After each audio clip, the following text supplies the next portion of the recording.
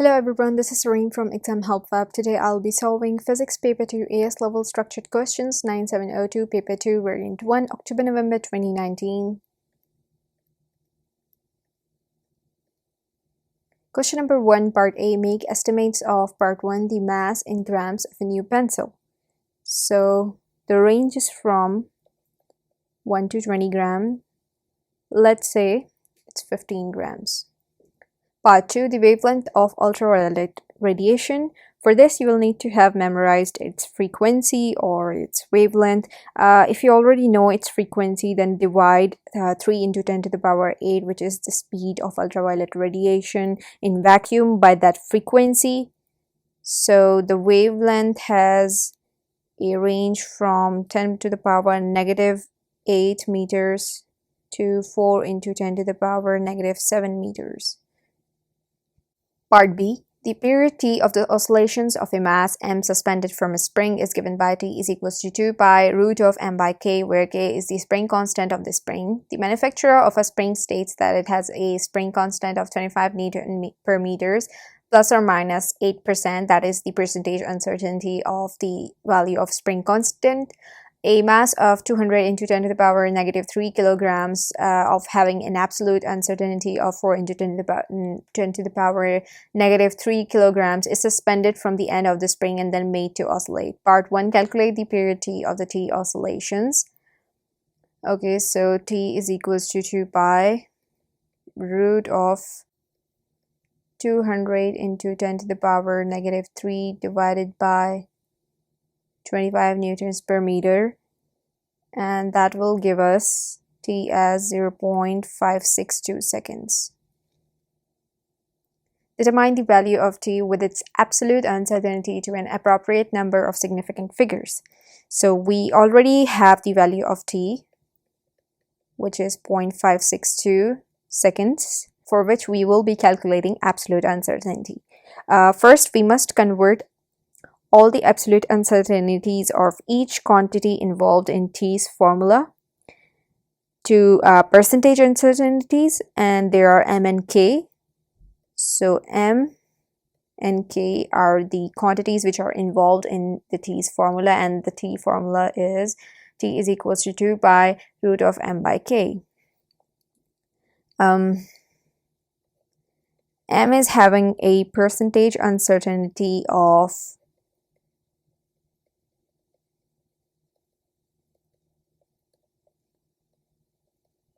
4 into 10 to the power negative 3 divided by 200 into 10 to the power negative 3 into 100%, and that will give us the percentage uncertainty of m as 2%.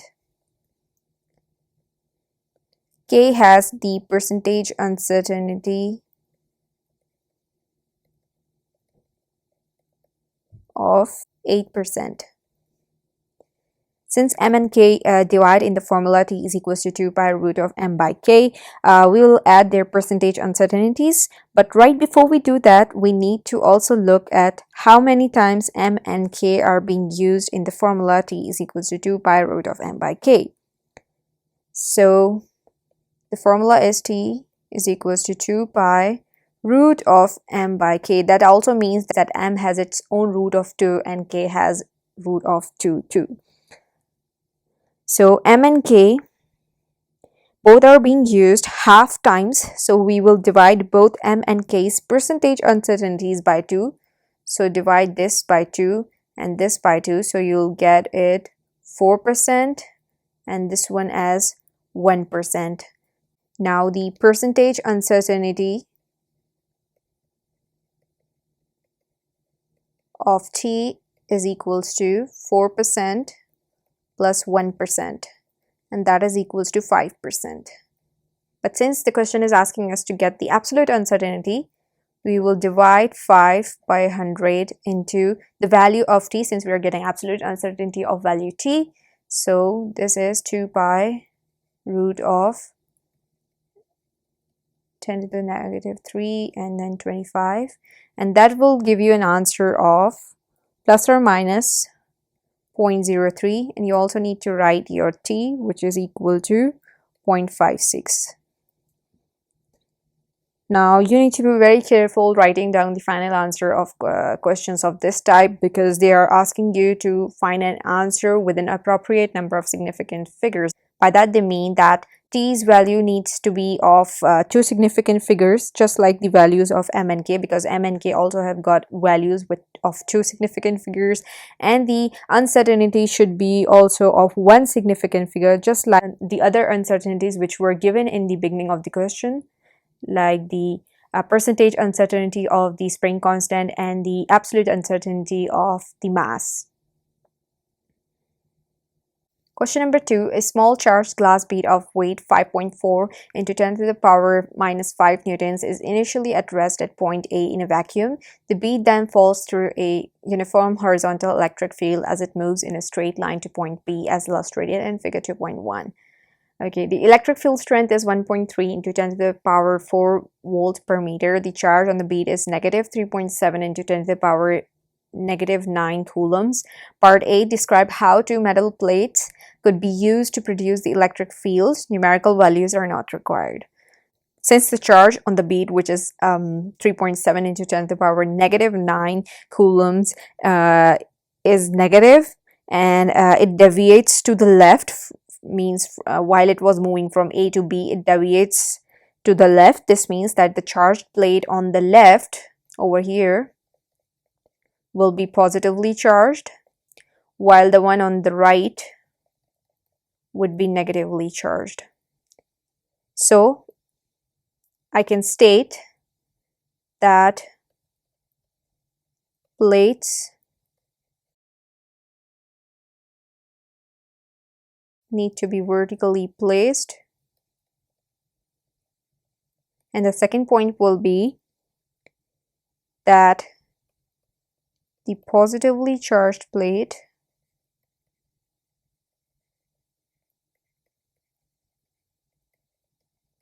should be on the left, because negative charge is being attracted towards it,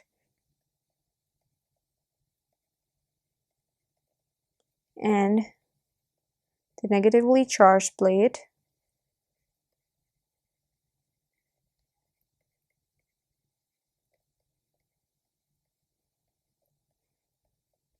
should be on the right. Part B, determine the magnitude of the electric force acting on the bead. So the formula for electric force is equals to electric field strength into the amount of charge. Electric field strength is already given to us in the beginning of the question over here, and the charge is also here, 3.7 into 10 to the power negative 9. So we will multiply both the magnitudes of electric field strength and charge. So 1.3 into 10 to the power 4 into 3.7 into 10 to the power negative 9. This will give us the electric force as 4.8 into 10 to the power negative 5 newtons. Part C, use your answer in B and the weight of the bead to show that the resultant force acting on it is 7.2 into 10 to the power negative 5 newtons.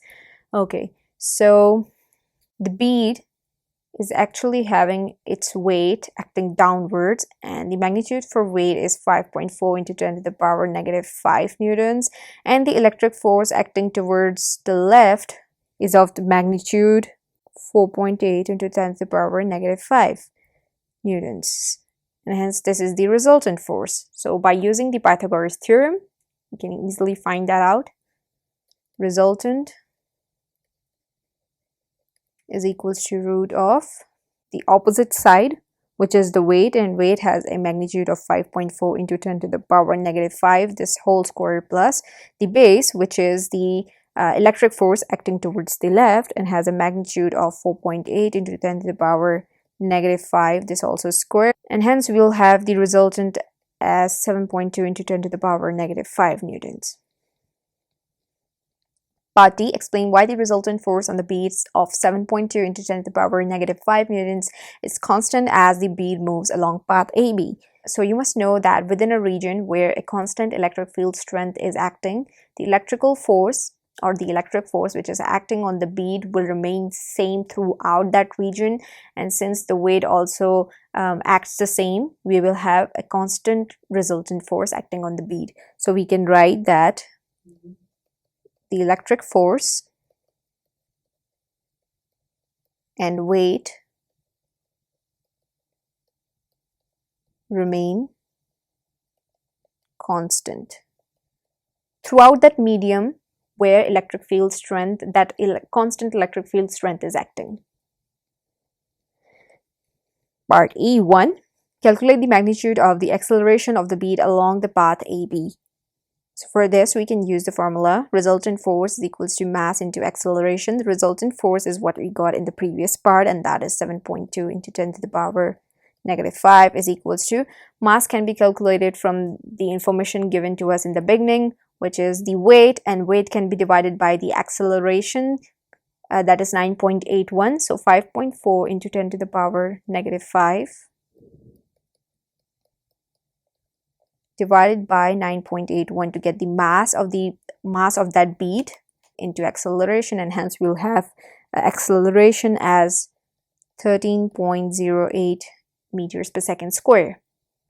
Part 2, the path AB has length 0.58. Use your answer in part 1 to determine the speed of the bead at point B. So it was told to us in the beginning that this bead was initially at rest. So we can write over here that our initial speed is equal to 0. Distance being covered is 0.58. Acceleration from the previous part is 13.08, and we are asked to find the final velocity. We can use the formula v square is equals to u square plus 2as. When you substitute your values, you will have your final speed as 3.9 meters per second. Question number 3. A small remote-controlled model aircraft has got two propellers, each of diameter 16 centimeters. Figure 3.1 is a side view of the aircraft when hovering. Air is propelled vertically downwards by each propeller so that the aircraft hovers at a fixed position. The density of the air is 1.2 kilograms per meter cube. Assume that the air from each propeller moves with a constant speed of 7.6 meters per second in a uniform cylinder of diameter 16 centimeters. Also assume that the air above each propeller is stationary. Part A show that in a time interval of 3 seconds, the mass of air propelled downwards by one propeller is 0.55 kgs. So just one propeller. So they're asking us to confirm that the mass of air being propelled downwards in the interval of 3 seconds is 0.55 kilograms. So the formula which we will be using is density is equals to mass divided by volume, since we are dealing with all these quantities. So mass is equals to density into volume.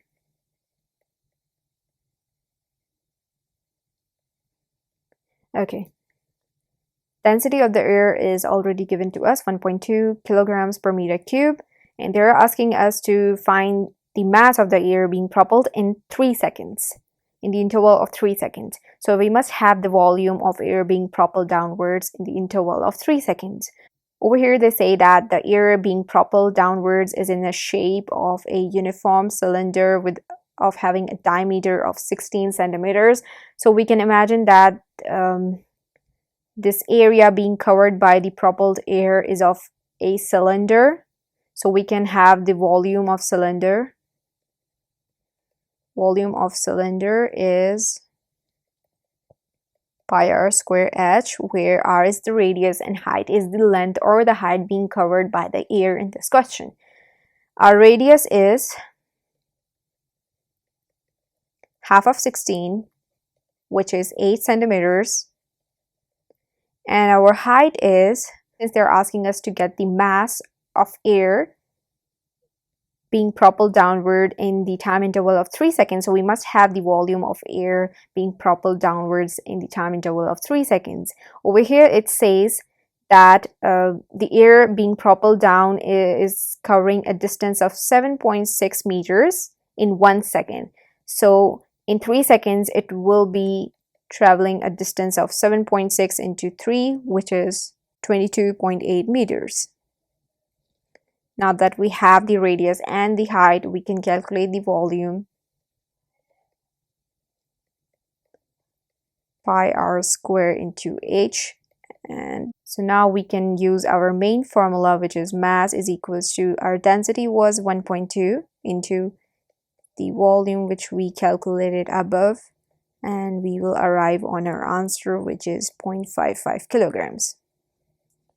Part B, calculate part 1, the increase in momentum of the mass of air in part A. So we have the formula for increase in momentum, mass into final minus initial velocity. Our mass of air is 0.55 kilograms of air, which is being propelled down in the interval of 3 seconds, and the final velocity is 7.6. Since in the beginning it was stated that the air being propelled down will have a constant speed of 7.6 as soon as it crosses the propeller.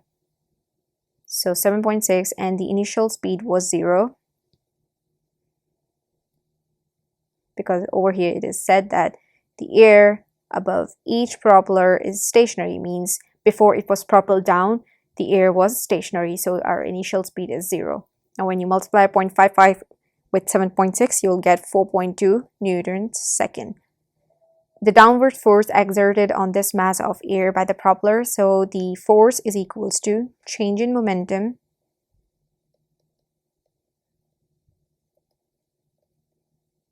divided by time taken. The change in momentum which I calculated above in part 1 is of the interval of 3 seconds. So I will divide 4.2 with 3 to get my force, and my force is 1.4 newtons. Part C, state the upward force acting on one propeller. So this force is 1.4 newtons, and this is due to Newton's third law, that the force exerted on air by propeller is equal to force exerted on propeller, but opposite in direction, which is what part 2 is asking us to mention the name of the law that explains the relationship, that this is Newton's third law of motion.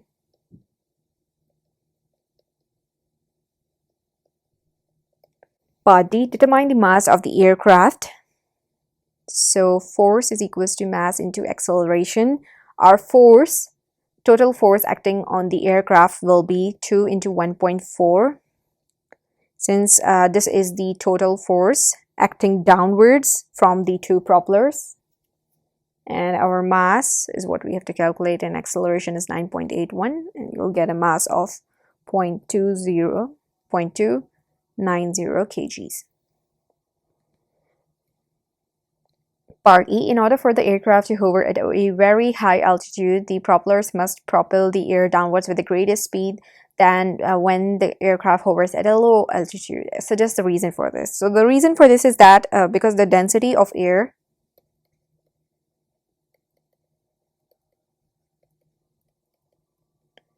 is lower at high altitudes.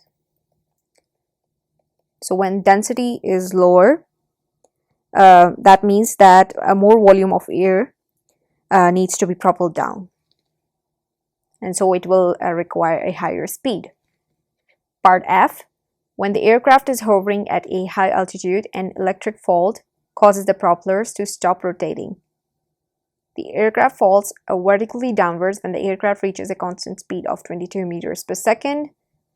It emits sound of frequency 3 kilohertz, so 3000 hertz. The speed of the sound in air is 340 meters per second. Determine the frequency of the sound heard. So observed frequency is being asked by a person standing vertically below. In the question, we are given with the speed of the source of the sound, which is 22 meters per second. The speed of sound in air, which is 340 meters per second. The frequency observed is what is asked, and the frequency of the source is 3000 hertz. Now we'll use the formula. Observed frequency is equals to source frequency into the speed of sound in air divided by speed of sound, plus or minus. Among plus or minus, we'll choose minus Vs. because aircraft is approaching that person who is standing vertically below that falling aircraft. So we'll put a negative sign rather than positive. So when you substitute your values,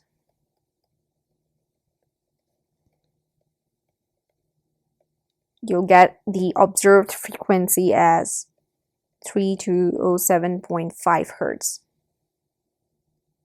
The variation with extension of the force F applied to a spring is shown in figure 4.1.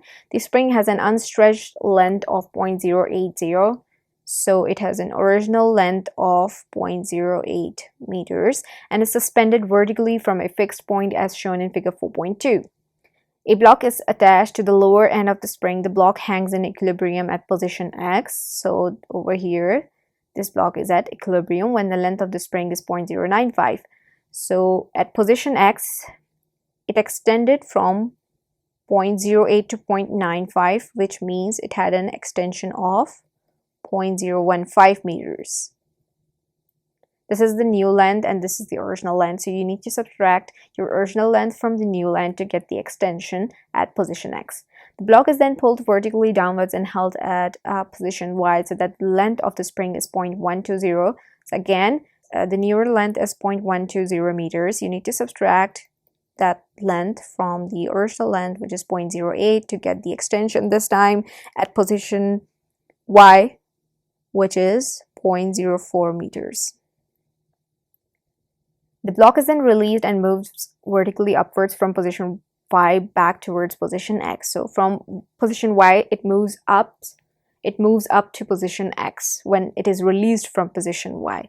Part A, use figure 4.1 to determine the spring constant of the spring. So spring constant has a formula of force divided by extension. You can take any value of force and at that force, what is the extension? Since the graph is a straight line through origin, so you can take any force and at that force you must know its extension. So I'll choose this one, this point over here. The exerted force was 2 newtons and at that exerted force the extension was of 0.25 meters and I'll have the spring constant as 80 newtons per meter.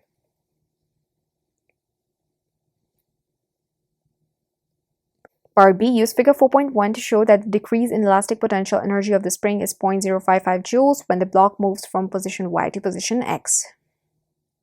So from position Y to position X, okay, so we can write that at position X, our extension was 0.015 meters.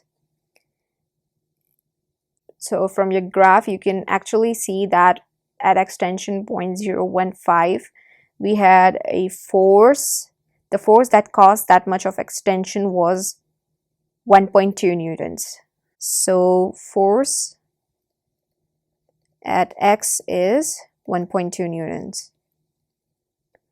At position Y, the extension we had got that time was 0.4 meters.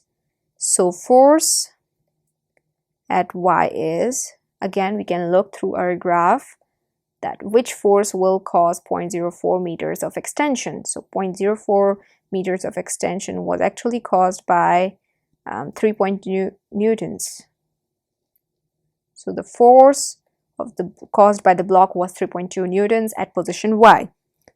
So again, we can write that at X, we have potential energy of 1/2 into 1.2 into 0.015, and this is equals to 9 into 10 to the power negative 3 joules.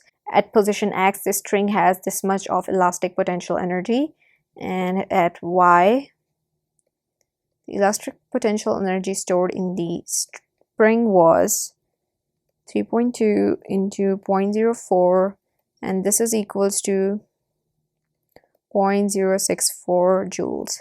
Now we will need to subtract these values to get the decrease in elastic potential energy. And so you'll get the value of 0.055 joules.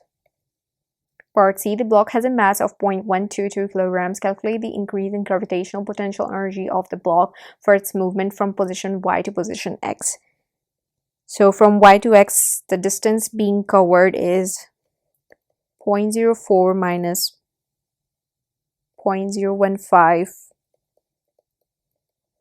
The increase in height was 0.025 meters. So the gravitational potential energy has a formula of mass into G into height. Mass is 0.122 into 9.81, and the height being covered is 0.025. Because from position Y to position X, it increases its height and it covers the distance of 0.025, and then you'll get an increase in GPE as 0.03 joules. Part D, use the decrease in elastic potential energy stated in B and your answer C to determine for the block as it moves through position X. Part 1, its kinetic energy. So elastic potential energy of the spring at Y is now being converted to, first of all, gravitational potential energy, and secondly, kinetic energy as it moves from position Y to position X. Elastic potential energy at position Y was 0.055, and this gets converted to 0.03 joules of gravitational potential energy, and the kinetic energy is unknown to us. And this is how you get 0.025 joules of kinetic energy, and then it's a speed. So kinetic energy is equals to half mv square. Kinetic energy was 0.025, half into mass was 0.122 into speed square, and then you'll get a speed of 0.64 meters per second. A ripple tank is used to demonstrate the interference of water waves. Two dippers D1 and D2 produce coherent waves that have circular wavefronts as illustrated in figure 5.1. So coherent waves, they have the same frequency, same speed, and constant phase difference between them. The lines in the diagram represent crests. The waves have a wavelength of 6 centimeters. Part A, one condition that is required for an observable interference pattern is that the waves must be coherent. Yes, that's right. Part 1, describe how the apparatus is arranged to ensure that the waves from the dippers are coherent. So coherent means, again, same speed, same frequency. To get the same speed or same frequency out of these two sources, we need to connect both D1 and D2 to the same motor, so that we get waves of same frequency, same speed, and with constant phase difference. Part 2, state one other condition that must be satisfied by the waves in order for the interference pattern to be observable. So these are all conditions for viewing interference. The second condition to that must be that waves must have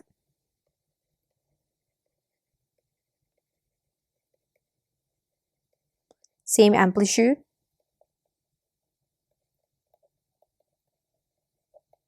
Part B, light from a lamp above the ripple tank shines through the water onto a screen below the tank. Describe one way of seeing the illuminated pattern more clearly. Okay, so any instrument can be used which studies periodic motion of this interference by making it appear stationary or slow moving. So that kind of instrument could be stroboscope. It will be the best fit over here because that will study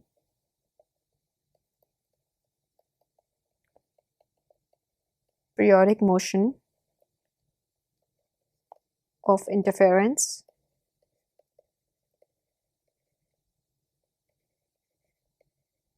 by making it appear stationary, or you could say slow moving. Either will work. Part C, the speed of the waves is 0.4 meters per second. Calculate the period of the waves. So a period is 1 by frequency. So frequency is 1 by period. And we have the equation that speed is equals to wavelength into frequency. And so speed is equals to wavelength divided by period.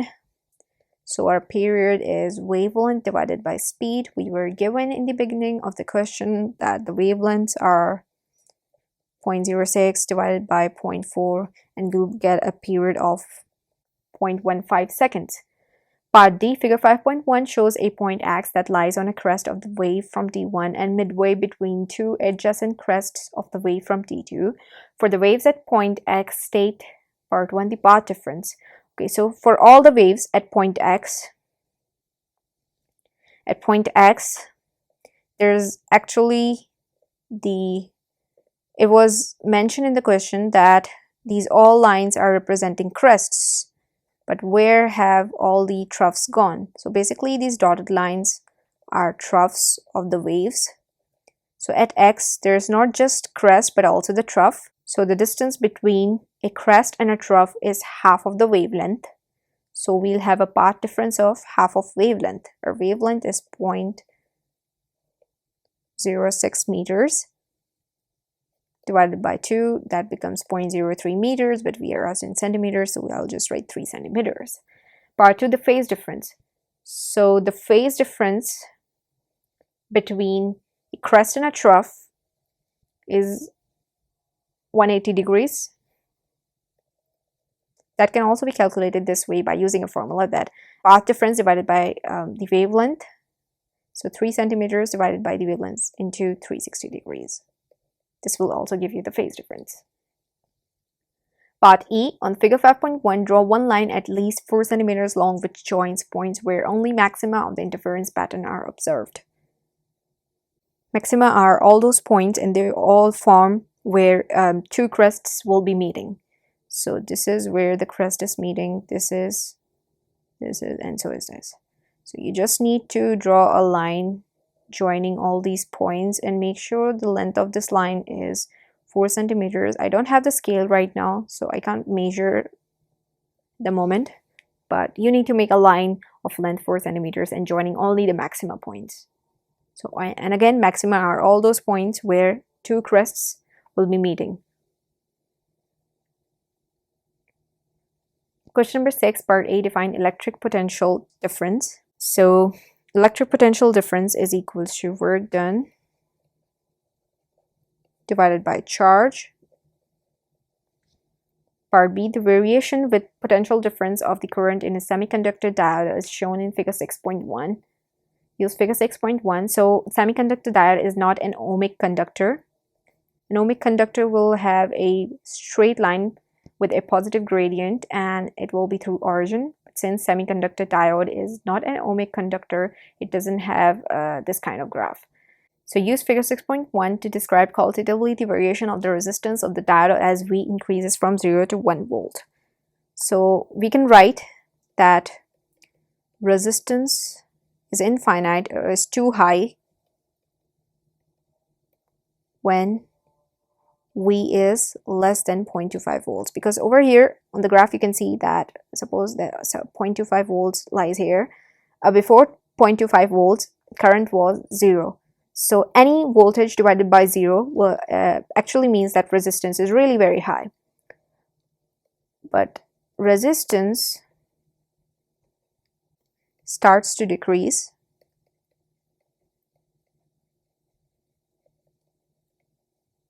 when V gets greater than 0.25 volts, because as you see the slope starts to get steeper. Part C, the diode in B is part of the circuit shown in figure 6.2. The cell of electromotive force 2 volts and negligible resistance is connected in series with the diode and resistors X and Y. The resistance of Y is 60 ohms. The current in the cell is 15 milliamperes. Part 1, figure 6.1. Use figure 6.1 to determine the resistance of the diode. So resistance of the diode can be calculated by taking the tangent out of this graph.